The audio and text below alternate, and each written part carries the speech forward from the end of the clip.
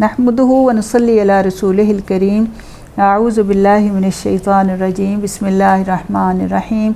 Rabbi इश्रह ली सदरी व यस्सिर ली अमरी वहलुल उक़दतम मिन लिसानी यफ़क़हू क़ौली।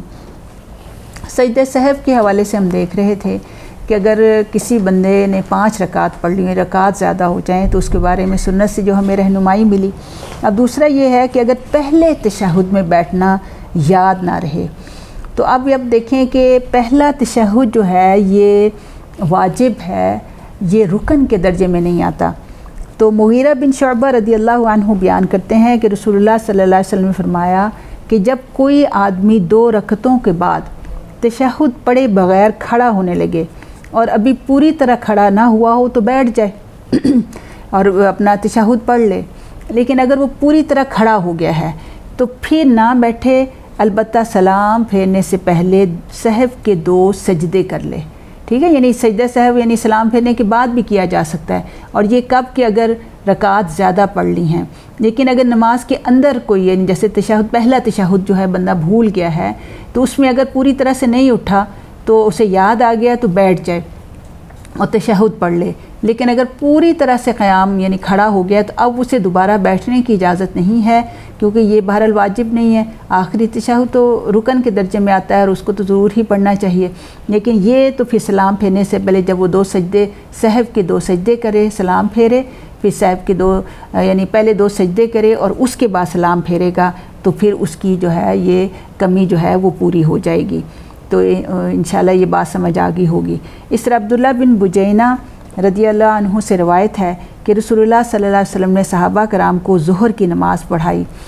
पहली 2 रकतें पढ़कर खड़े हो गए, यानी कायदे में सहवन ना बैठे।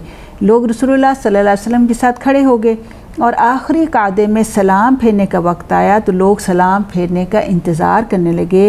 रसूलुल्लाह सल्लल्लाहु अलैहि वसल्लम ने तकबीर कही जबकि आप बैठे हुए थे। आप सल्लल्लाहु अलैहि वसल्लम ने सलाम फेरने से पहले 2 सजदे किए, फिर सलाम फेरा। यानी नबी सल्लल्लाहु अलैहि वसल्लम को ये याद आ गया कि चूँकि उन्होंने पहला तशहुद नहीं किया है तो इसलिए सलाम फेरने से पहले अल्लाहु अकबर कहकर आपने 2 सजदे किए और उसके बाद फिर सलाम फेरा। तो ये सुन्नत से हमें रहनुमाई मिल गई कि अगर पहले तशहुद में बैठना याद ना रहे तो याद आए तो फिर उसको सजदा सहव जो है वो किस तरह किया जा सकता है। तो इससे फिर ये चीज़ इसका हासिल जो हमें इससे मिलता है ये है कि अगर 2 रकत नमाज के आखिरी तशहुद में बैठना याद ना रहे और खड़ा हो जाए तो अगर अभी पूरा खड़ा नहीं हुआ है तो बैठ जाए, नमाज मुकम्मल करके सलाम फेर ले। इस सूरत में सजदा सहव नहीं है। अगर तशहुद में बैठने के बजाय पूरा खड़ा हो गया तब ये 30वीं रकत पूरी करने के बाद तशहुद पे बैठकर सलाम फेरने से पहले सहव के 2 सजदे कर ले। फिर ये कि 3 या 4 रकत के पहले तशहुद में बैठना याद ना रहे और अगर पूरा उठने से पहले याद आ गया तो दोबारा बैठ जाए और तशहुद कर ले। और अगर मुकम्मल क़याम में खड़ा हो चुका है तब तशहुद में ना बैठे बल्कि नमाज मुकम्मल करे और सलाम फेरने से पहले सहव के 2 सजदे कर ले। और अगर 4 रकत नमाज के पहले तशहुद में बैठना याद ना रहे तो नमाज मुकम्मल 4 रकत पढ़ने के बाद सलाम फेरने से पहले सहव के 2 सजदे जो है वो कर ले। तो ये तशहुद के हवाले से है। दूसरी बात यह है कि अगर कोई रकत जो है वो रह जाए तो फिर क्या सूरत हाल जो है इख्तियार करनी चाहिए सजदा सहव के हवाले से।